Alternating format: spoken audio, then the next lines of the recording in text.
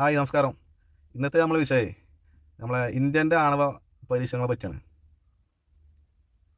China യുദ്ധം കഴിഞ്ഞു, പാകിസ്ഥാനായിട്ട് നമ്മൾ ചില പ്രശ്നങ്ങളുണ്ട്. അപ്പോൾ നമുക്ക് തോന്നി ചൈന ഓൾറെഡി ആണവ പരീക്ഷണം നടത്തി പ്രഖ്യാപിച്ചു. അപ്പോൾ ഇന്ത്യക്കും ഒരു ആണവ രാഷ്ട്രമാകാനുള്ളൊരു പൂതി.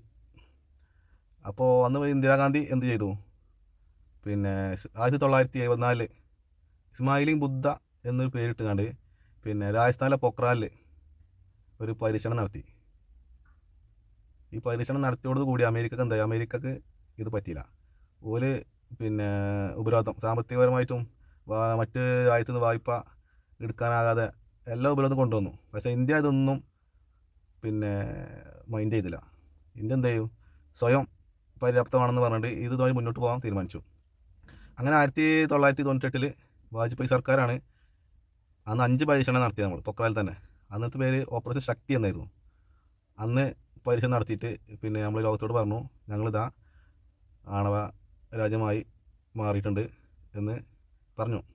അങ്ങനെയാണ് ഇന്ത്യ ആണവ രാഷ്ട്രമായി മാറിയത്. ഇതിന് നമുക്ക് ഇന്ത്യക്ക് എന്ത് ഗുണമെന്ന് ചോദിച്ചാൽ ഒരുപാട് ഗുണങ്ങളുണ്ട്.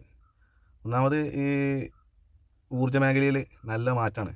നമുക്ക് ഈ ഫോസിൽ ഇന്ധനങ്ങൾക്ക് പകരം ഈ ആണവ ഊർജ്ജ ഉൾപ്പെടുത്താൻ കഴിയും.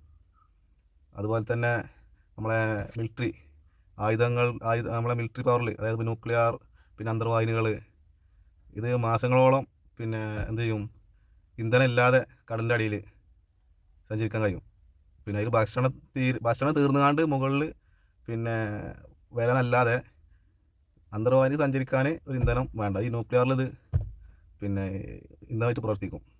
അത് അങ്ങനെ നമ്മൾ ഒരു സൂപ്പർ പവർ എന്ന നിലയ്ക്ക് നമ്മൾ രാജ്യം ഇങ്ങനെ പോയിക്കൊണ്ടിരിക്കുകയാണ്. അപ്പോൾ ആണവ പദ്ധതികൾ ഓരോ രാജ്യത്തിനും അനിവാര്യമാണ്, അവരുടെ എക്കണോമിക് പരമായിട്ടും എല്ലാ പരമായിട്ടും. ഇപ്പോൾ ഇറാന് ആണവ പരീക്ഷണം നടത്തുന്നുണ്ടെന്ന് പറഞ്ഞുകൊണ്ടാണ് ഇപ്പോൾ അമേരിക്ക ഇസ്രായേലും, അത് അവരുടെ പൊളിറ്റിക്കൽ എല്ലാ കാര്യങ്ങളും അത് അതിലുണ്ട്. അവർ പേടിച്ചിട്ടും അതിനെ കൊണ്ട് ബാക്കി കാര്യങ്ങളൊന്നും ഞാൻ പറയുന്നില്ല. കൂടുതൽ കാര്യം ഞാൻ പറയേണ്ട ആവശ്യമില്ല. ഇന്ത്യനെ സംബന്ധിച്ചിടത്തോളം ഇന്ത്യൻ്റെ നിലനിൽപ്പിന് ഇതൊരു അത്യാവശ്യമായിരുന്നു. അപ്പോൾ അതുകൊണ്ട് മാറി മാറി സർക്കാരുകൾ എന്ത് ചെയ്തു? അതിനെല്ലാം ഇതെടുത്തു.